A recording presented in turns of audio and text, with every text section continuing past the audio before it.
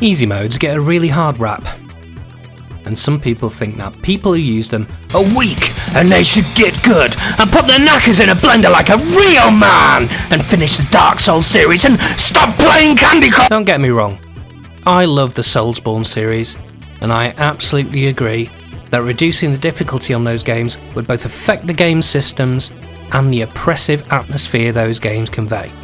But, and repeat after me, not every game is Dark Souls. In fact, for a lot of games, reducing the difficulty would not affect the atmosphere at all. In some, it might even fit the game better.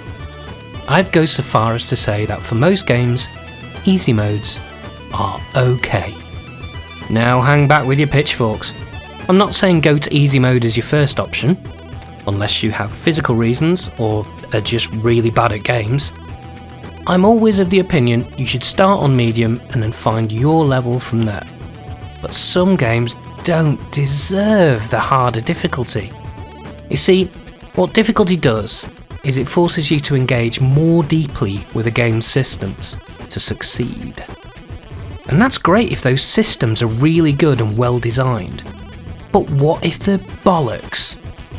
Let's imagine a game that's fun, but not because the mechanics are great, but because the setting and the story really work and it has an incredible atmosphere.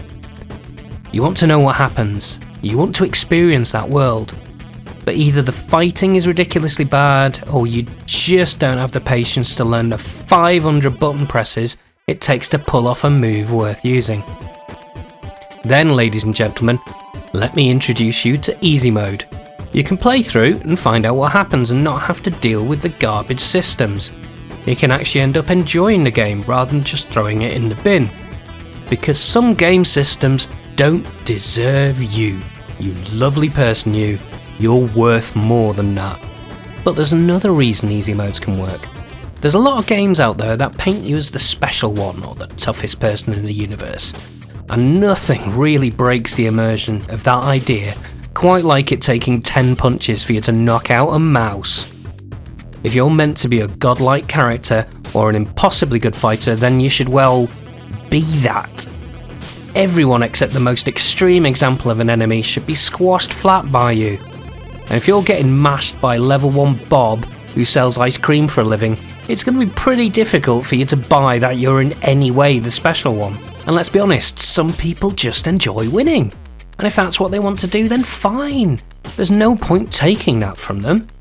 There are people who just want an easy ride, just like there are people who want to play on Nightmare all the time. It's escapism, not a job. Easy modes can be good for second playthroughs too. Want to play through a game again, but only really to see what happens when you do X or Y? You'll get to that point quicker using easy mode. And given the theme of this channel, anything that saves you time is good by me. I've been replaying Yakuza 0 to get me in the mood for when Infinite Wealth comes out. Have I been doing that on normal or hard? No, because I'm not doing it to experience the combat system. I'm doing it to experience the things around it, the story, the atmosphere, the wild sub-stories. In fact, let me sum this up simply. If the only point of games was the challenge, then graphics would never have improved and stories would never have been put in.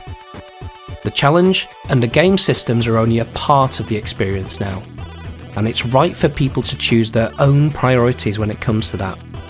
Because the bragging rights aren't worth squat to a lot of people. Even when it comes to difficulty generally, it's not a one-size-fits-all situation.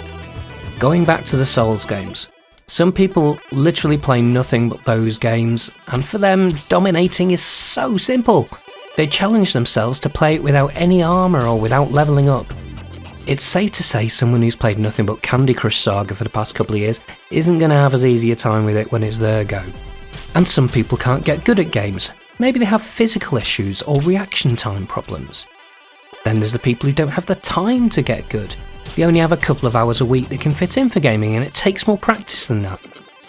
But I digress. My point is that a static difficulty isn't a static difficulty when you factor in the player and their status and needs.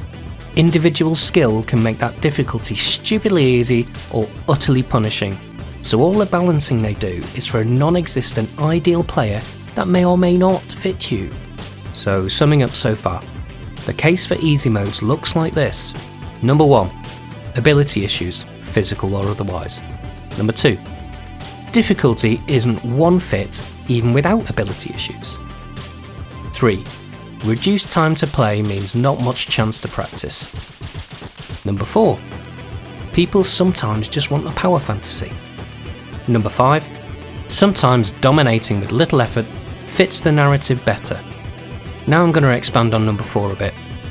I'd say a lot of the reasons a lot of the old Bethesda RPGs are so popular, well loved and replayed is because you can break them so severely. I mean, yes, mods, but also after doing your initial playthrough you can decide to smash through it as a god thanks to console commands. As an example, I decided to play Fallout 4 as One Punch Man. The normal limit for your special attributes is 10, so what should I set them to? I know, how about 17 million? Now let's see what happens when I punch a couple of radbroaches. Wow, that's just going to keep on going, isn't it? Let's just run up and punch the raiders in Sanctuary. No bother at all. Now the big one. Can I punch out a Deathclaw? Yes I can. So super mutants are no bother. Or the Brotherhood of Steel. Or Swan for that matter.